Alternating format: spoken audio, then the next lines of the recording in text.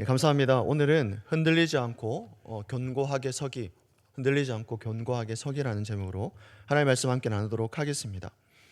오늘 본문은 이 사도 바울의 2차 전도 여행 중에 세워진 이 데살로니가 교회를 배경으로 하고 있습니다. 바울은 안디옥 교회에서 파송을 받아서 소아시아 지역으로 이제 복음을 전하려고 하는 그러한 마음을 갖고 복음을 전하게 됩니다. 그때 한산 가운데 마게도니아 사람이 나타나서 이리 와서 우리를 도우라고 하는 그런 부르심을 듣게 되고, 또 바울은 이것이 하나님의 뜻인 줄 알고 이제 유럽 땅으로 넘어가서, 즉 마게도니아와 또 그리스 지역으로 넘어가서 복음을 전하게 됩니다. 그때 첫 번째로 전했던 곳이 잘 알고 계시겠지만 빌립보였습니다. 빌립보 안에 가운데 또 여러 가지 일들을 통해서 또 다음 지역으로 넘어갔는데, 그 다음 지역이 바로 데살로니가 지역이죠. 이곳에는 유대인의 해당이 있었기 때문에 바울이 약 3주 동안 그들과 함께 지내면서 이제 하나님의 말씀을, 복음을 전해 듣게 됩니다. 그 말씀을 통해서 많은 경건한 헬라인들과 기부인들이 복음을 받아들였고, 또 그 가운데 교회가 세워지게 된 것입니다. 그러나 문제는 복음을 거부한 이 유대인들이 폭동을 일으켜서 또다시 바울을 죽이려고 했다는 것입니다. 결국 바울은 급히 데살로니가 교회를 떠나서, 데살로니가 지역을 떠나서 베레와 그리고 아덴을 거쳐서 이제 고린도 지역까지 넘어가게 됩니다. 그러니까 이 편지는 바울이 이제 고린도 지역으로 넘어가서 그곳에서 머물면서 아직도 마음에 걸리는 그 데살로니가 성도들을 향해서 쓴 그런 편지라고 할 수 있습니다. 그러니까 데살로니가 교회에서 데살로니가 그 대상을, 성도들을 대상으로 해서 이 편지를 썼다는 것은 아직도 이제 그들에게 대한 그 마음이 남아 있는 것이죠. 그러니까 3주라고 하는 그 짧은 시간 동안 복음을 전했지만 이들이 잘 지내고 있는지, 아니면 어려움은 없는지, 뭐 여러 가지 걱정에서 이 편지를 쓴 것이죠. 그런데 그런 염려보다 바울에게 이제 놀라운 소식을 듣게 됩니다. 이 3주라는 짧은 시간의 말씀을 들은 이 성도들이 오히려 핍박 속에서 믿음을 굳건하게 지키고 있다고 하는 그런 소식을 듣게 되죠. 바울은 이 사실들을 듣고 늘 하나님 앞에 이제 감사하면서 격려와 권면을 담긴 내용으로 그들에게 편지하는 내용이 바로 오늘 본문이다라고 할 수가 있습니다. 자, 그렇다면 데살로니가 교회 성도들은 어떻게 이 짧은 시간 동안 이 복음을 전해들었음에도 불구하고 한난과 핍박 속에서 흔들리지 않고 견고하게 설 수 있었을까요? 바울은 오늘 우리에게 이 세 가지의 힌트를 주고 있는데, 이 세 가지를 통해서 그들이 그런 어려움 가운데 잘 견뎌냈다라고 말해주고 있습니다. 첫 번째는 믿음의 역사라는 겁니다. 데살로니가전서 1장과 우리 3절입니다. 3절을 함께 읽도록 하겠습니다. 시작하시겠습니다. 너희 믿음의 역사와 사랑의 수고와 우리 주 예수 그리스도에 대한 소망의 인내를 우리 하나님 아버지 앞에서 끊임없이 기억하미니. 아멘. 여기서 보면 믿음의 역사다라고 말합니다. 헬라어로 보게 되면 역사라고 하는 말은 잘 알고 계시겠지만 어떤 열매로 나타나는 일들입니다. 그리고 믿음은 그냥 믿는다라기보다는 관계적으로 신뢰가 쌓여져 있는 그 관계에서 나오는 신뢰를 포함하고 있죠. 그러니까 믿음에 의해서 산출되어지는 일들이라고 하는 뜻입니다. 다시 말해서 그러니까 하나님께 전적으로 신뢰를 두고 있는 믿음. 그러면 그 믿음은 반드시 열매로 나타나게 된다라고 하는 말입니다. 그러니까 그들의 믿음에는 생명이 있어서 능력으로 역사하는 그들의 힘이 있었다, 따라왔다라고 하는 것이죠. 자, 그러면서 데살로니가전서 1장 5절에는 이렇게 말씀하고 있습니다. 이는 우리의 복음이 너희에게 말로만 이른 것이 아니라 또한 능력과 성령과 큰 확신으로 된 것이다라고 말씀을 합니다. 그러니까 복음이 너희에게 말로만 이른 것이 아니라 복음 자체의 능력과 또 성령의 함께 하심과 큰 확신으로 된 것이다라고 이렇게 말씀해 주고 있는 것이죠. 무슨 말이겠습니까? 그러니까 바울이 전한 그 복음의 그 복음 자체가 그러니까 능력이 있다라고 하는 겁니다. 그러나 이 능력의 말씀이 능력의 삶 속에서 역사하려면 성령 하나님의 인도하심, 함께하심, 그리고 큰 확신, 곧 믿음으로 붙잡고 살아가는 그 태도가 더해질 때 어떻게 난다는 걸까요? 믿음이 살아있게 역사한다라고 말하고 있죠. 사도 바울이 그렇게 그들에게 복음을 전했습니다. 자, 그렇습니다. 내가 믿음을 붙잡는 순간 내 행동과 생각과 의지가 다 바뀌어 버리는 것이죠. 믿음은 내가 만들어내는 것이 아니라 믿음의 대상이신 하나님이 계시기 때문에 가능한 겁니다. 믿음의 본질은 내 손에 있는 것이 아니라 하나님께 있다는 겁니다.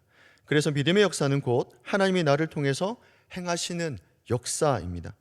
내가 믿음으로 반응하면 하나님께서 역사하신다는 것이죠. 그래서 우리의 삶도 그렇습니다. 우리의 삶도 마찬가지입니다. 내가 믿음으로 반응하면 하나님께서 역사하시고 그것이 열매로 나타나게 된다는 것이죠. 이제 이것이 데살로니가 교인들 안에 있었다는 겁니다. 다시 말하면 믿음의 역사가 그들 안에서 나타났다라고 하는 것이죠. 그 다음에 흔들리지 않고 견고하게 설 수 있었던 이유가 뭘까요? 두 번째는 소망의 인내라고 합니다. 사도 바울은 데살로니가 교회의 성도들이 흔들리지 않고 견고하게 설 수 있었던 이유가 다른 어떤 이유가 아니라 소망의 인내다라고 얘기를 해주고 있습니다. 소망의 인내란 소망에 근거한 인내를 말합니다. 소망에 근거한 인내. 여기 인내는 단순하게 억지로 참는 것이 아닙니다.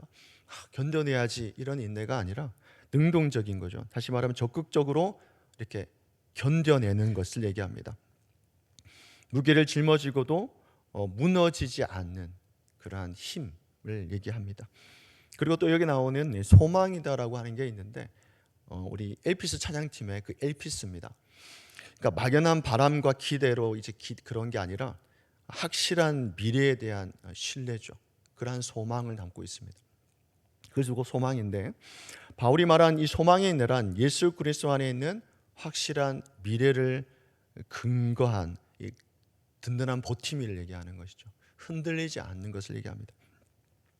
사도 바울은 로마서 5장 3절과 4절에서 이렇게 말했습니다. 우리가 한난 중에도 즐거워하나니 이 한난은 인내는 연단은 소망을 이루는 줄 알미로다. 아멘. 소망은 단순히 마음을 달래는 심리적 위로를 말하는 것이 아닙니다. 소망은 한난 속에서도 즐거워할 수 있는 그러한 능력을 이야기합니다. 그렇다면 그 소망의 근거가 무엇일까요? 성경은 예수 그리스도다라고 얘기를 합니다. 우리의 소망의 근거가 무엇입니까? 예수 그리스도입니다. 예수님께서는 우리를 위해 십자가의 고통을 담당하셨기 때문에 우리는 새로운 피조물로 거듭난 삶을 살 수 있게 된 것뿐만 아니라 이젠 부활에 대한 소망을 갖고 살아가는 것이 우리의 삶이라는 것이죠. 바울은 그 소망이 구체적으로 무엇인지 말씀해주고 있는데 데살로니가전서 1장 9절과 우리 10절입니다. 함께 읽도록 하겠습니다. 시작하시겠습니다. 그들이 우리에 대하여 스스로 우리가 어떻게 너희 가운데에 들어갔는지와 너희가 어떻게 우상을 버리고 하나님께로 돌아와서 살아계시고 참되신 하나님을 섬기는지와 또 죽은 자들 가운데서 다시 살리신 그의 아들이 하늘로부터 강림하실 것을 너희가 어떻게 기다리는지를 말하니 이는 장래의 노하심에서 우리를 건지시는 예수시니라. 아멘. 자, 그들의 소망이 무엇이라고 말씀합니까? 부활하신 예수 그리스도가 다시 오심이다라고 말합니다. 부활하신 아들의 재림과 진노에서의 구원을 말하고 있습니다. 여기서 기다리다는 말은요, 목 빠지듯이 기다리는 겁니다. 목 빼고 간절하게 기다린다라고 하는 뜻입니다. 그러니까 소망의 긴장함과 그런 확신을 나타내는 것이죠. 그다음 소망이 어떻게 인내를 만들어내는 것일까? 소망이 데살로니가전서 1장 6절을 보게 되면 또 너희는 많은 환난 가운데 성령의 기쁨으로 말씀을 받아 우리와 주를 본받는 자가 되었으니라고 말씀을 합니다. 여기서 중요한 점은 성령의 기쁨으로 말씀을 받아라고 하는 겁니다. 성령께서 주시는 이 말씀, 성령이 주시는 기쁨이 말씀을 받았을 때 다시 주어지는 것이다 라는 것이죠. 말씀과 성령의 기쁨은 분리되지 않습니다. 그들은 환난을 억지로 참는 것이 아니라 내주하시는 성령께서 주시는 그러한 기쁨으로 그리고 말씀을 받아서 감사하면서 환난을 이겨냈다는 것이죠. 이것이 바로 소망의 인내라는 겁니다. 그들이 그냥 우리 인내해야지 하고 기다리는 것이 아니라 예수 그리스도의 다시 오심을 바라보면서 그것을 소망으로 갖고 그리고 말씀 안에 성령 안에 거하면서 인내했다는 것이죠. 그것을 감사함으로 기쁨으로 보냈다라고 합니다. 그것이 그들의 소망의 인내였습니다. 그들이 흔들리지 않는 이유였죠. 마지막 흔들리지 않고 경고에 설 수 있었던 이유가 무엇이었을까요? 그리고 세 번째, 사랑의 수고라고 말하고 있습니다. 바울은 데살로니가 교회를 기억하면서 사랑의 수고를 언급을 합니다. 여기에서 수고라는 건요, 단순히 노력이나 수고가 아닙니다. 다시 말하면 전에도 말씀드린 것 같은데 지쳐 쓰러질 정도로 고통이 따르는 그런 노동을 의미합니다. 단순히 인내해야지, 단순히 이를 내가 좀 더 살펴봐야지가 아니라 그냥 목숨을 건다라고 하는 것이죠. 땀과 눈물이, 희생이 동반한 그 수고를 말합니다. 그리고 아가페, 즉 우리가 알고 있는 사랑이라고 하는 건요, 조건 없는 사랑을 말합니다.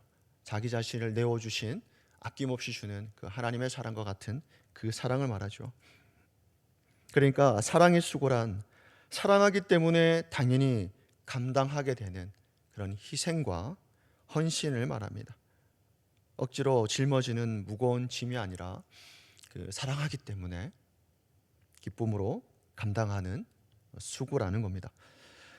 데살로니가 교회는 바로 이 사랑의 수고를 보여주었다는 겁니다.